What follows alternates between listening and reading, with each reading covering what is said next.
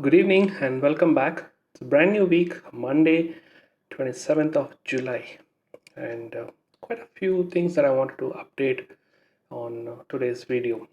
And the key theme for today's video is money is everything and money is important. Okay. I'll try to relate it to all the things that I experienced over the last probably 3 days, Saturday, Sunday, and today. Things related to money, the conversations that popped up around money, and the experiences that I had about money and all those stuff. But I'll try to put the emphasis on what really happened than just trying to blow up the whole money thing in general. First thing first, still not heard back regarding the government contest for which I had submitted 2 weeks back itself. Yesterday was the last date for the submission of applications for this contest. They had revised it from I think uh, 5th, I think, yeah, probably, yeah, I think 5th or 12th of July. Yeah, from 12th of July, they had extended it till 26th of July. I had submitted on 12th itself, but still no updates from them. And I just went back and saw that they have closed the submissions now. And if I reread that dates and all, it says that applications and screening will happen till 26th. So I'm hoping that um, probably anytime during this week they have to call for the second round. I don't know if it will be really a short notice for the second round, but I don't know what to expect or anything about it. So that's one quick update about the contest. No news yet. Saturday evening, I went to this one specific bag store, rather a riding store here in Bangalore.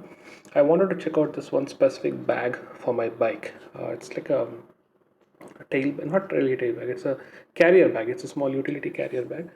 If you remember, a few days back, I had told that I have created a drawing or a prototype of a bag that I'm looking forward to, like fitting it to my bike and using it as a utility bag.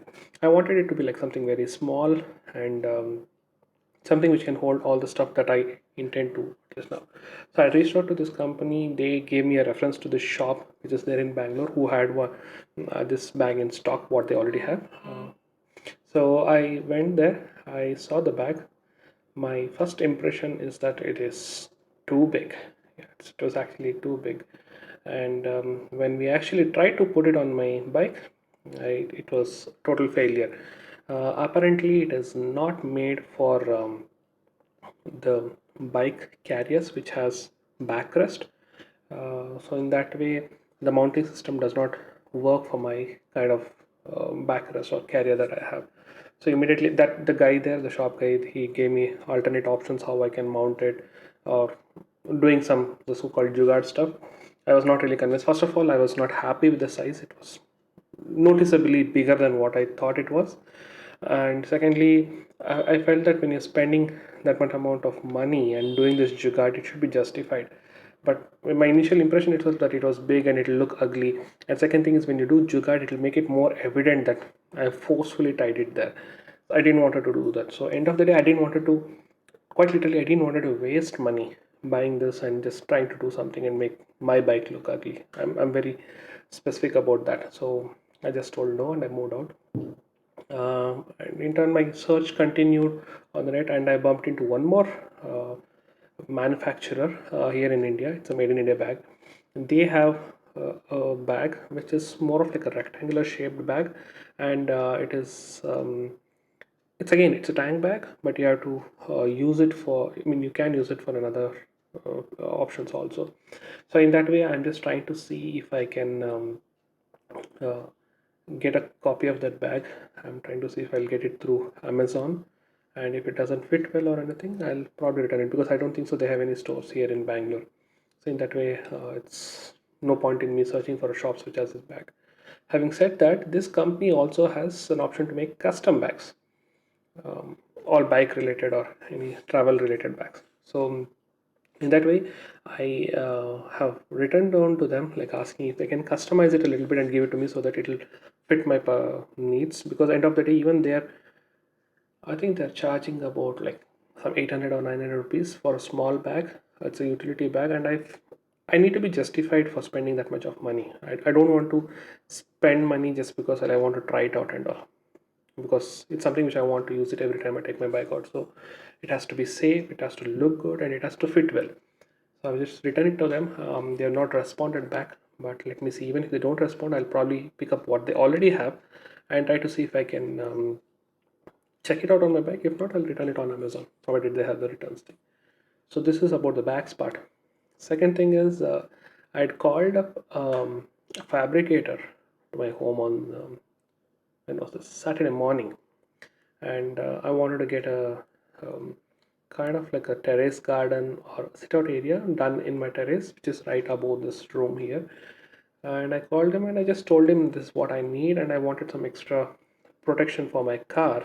Now that it's I'm hardly taking it out, like even once a week, and I just wanted like it to be protected so that like all the rainwater falling and all the stuff. I just wanted it to be safe.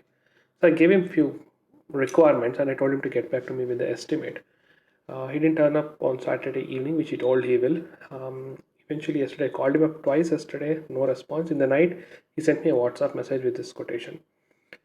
This guy just literally blew my mind away with this estimation. Initially, I was just talking to my wife about this whole thing.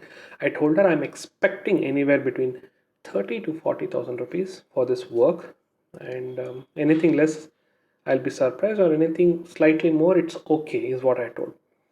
This guy comes back to me with an estimate of 1.2 lakhs. I literally froze for a moment when I had to search where is the total figure, because I like this split up thing. I just literally had to search for it. And then when I searched and I zoomed into it, the total cost said about I think 1.17 lakhs or something like that. I immediately messaged him. I didn't even go and look at the calculation. I just told him thank you and I just kept quiet. Like more than three times the cost of what I had anticipated. So it's like totally out of. It's not that it's out of budget, but I'm not justified spending about 1.2 lakhs for what I'm planning to do. I think I might be able to get somebody who can do it for much lesser. I don't know about this guy's quality. He came into me as a reference, so but I think I'll look out for somebody else. Like again, like when you're spending money, you need to be justified, like whether it's really worth that much or not. Maybe like, I'm as of this for this fabrication work, I'm not really sure. Is the material so expensive? Is his labor so expensive or whatever? But I don't think so. For my existing house, for a 3-floor building, I spent that much amount of money for the complete fabrication work, and this is just a simple um, sit out area with the covering on top, which is like a skylight. Like I have a skylight, so I just didn't want it to be completely blocked. So some kind of like a fiber sheet which covers it. That's it, nothing more. And 1.2 lakhs for this is like it's not justified. Even if he's using the best of the quality metals that is available in our city or in our country, I don't feel justified about it. So I'll have to call him and tell him that no, but I'll do that probably later in the week. Maybe he himself will call back. I'm pretty sure he will do that. Today he hasn't. This is the second thing about money. Second incident happened about me. Now the third one is something which happened in office today. One of my leads in the team, um, he came back with in fact like this happened about 2 weeks back. He told me to work on a specific idea to be submitted as a disclosure. So disclosure, and everything goes fine, gets converted into a patent. So he told me to work on a disclosure and I was okay with it, and technology stuff, and our company is famous for patents, and this is what we do day in and day out apart from our day-to-day work. So I started looking into it, and I know it's been 2 weeks. It was a slight delay from my side, also my fault. But I had set up a meeting with him today evening, and I just explained him what I have researched, and he was happy with the research. And then on, we just kept on improving the idea, all the stuff, all the typical conversation that happened. And eventually, I actually told him I have few ideas which also I want to um, submit as a disclosure. All these years I had not thought about it, but now that I told her I want to do it. I really like the way he responded back. He told like, yeah, you should do. Just let me know what it is. We will just pull in few people and we will submit it. I was wondering like why pull in some people who are not even related to this or whatever. Then he kept on explaining how this whole disclosure game works, probably in our organization. He was just telling like, no, if somebody known is there and if some team members are there, then it's easy to push. Typically, how these guys approach, he himself is an evaluator, he's a senior person, and he knows most of the evaluator, if not for all. The way it works is like if somebody submits the disclosure as an individual, even if the idea is good, very unlikely that it will get through. And I've had this experience in past. I think in past I've submitted about three, if I'm right, two or three, and some of them like like two people had submitted. It does not go through. It will never go through. For whatever reason, they do all the negotiations, debates, everything possible, and they just don't bother pushing it further. But whenever somebody senior is put into that group, even as a non-contributing member, it automatically clears. So I was just trying to understand why he tells like this, why a senior member has to be there, and how does it play. So I just realized it's all like it's a matter of mutual stuff. Okay, you add a senior member into that group. That member can actually go and talk to the evaluator.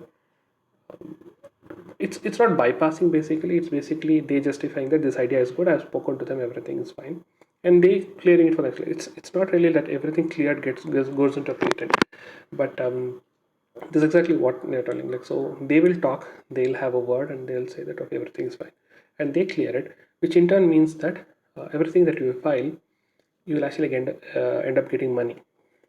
Okay, and these people are telling like, end of the day, we all get money. It's all about making money. That's what he told. I was surprised like oh, how like frankly and openly he told it's all about making money outside of. So it's not illegal. It's not something which is going out of what we generally do. But again, this whole mindset, and he just kept on telling that few other people who are having like now double-digit number of patents in our team, how they started approaching this whole disclosure game and how they eventually teamed up with few people and then how their disclosures started getting accepted and how they made money over the last 3 to 4 years and all the stuff. Wow, it's like I had a clue such things happen. That if you submit it individually, your weightage will be less, and if you submit with keeping any of these people in the group, chances of getting through are more. But today it got cleared, and I really appreciate how openly and frankly this person told like it's all about making money, nothing else. Like company gets an idea, we get some money. Why can't that be if an individual submits it? That's the whole point. Again, end of the day, it's all about making money. So I just realized like these are passive incomes by working within an organization. So these are not our day-to-day work related patents, but anyway. So I just thought I'll talk about it because I just realized it's a part of our work, so, and I experienced it today. It's not that it'll stop me from going ahead and submitting all the disclosure that I have in mind, but again, this is how the world works, and this is how money drives everything. Is what I feel. Hope you got to know something new from today's conversation about money and how important it is in our life. Anyway, thank you so much for listening to me. I think it was a pretty long video today. I'll catch you guys tomorrow. Take care and stay safe. Bye bye.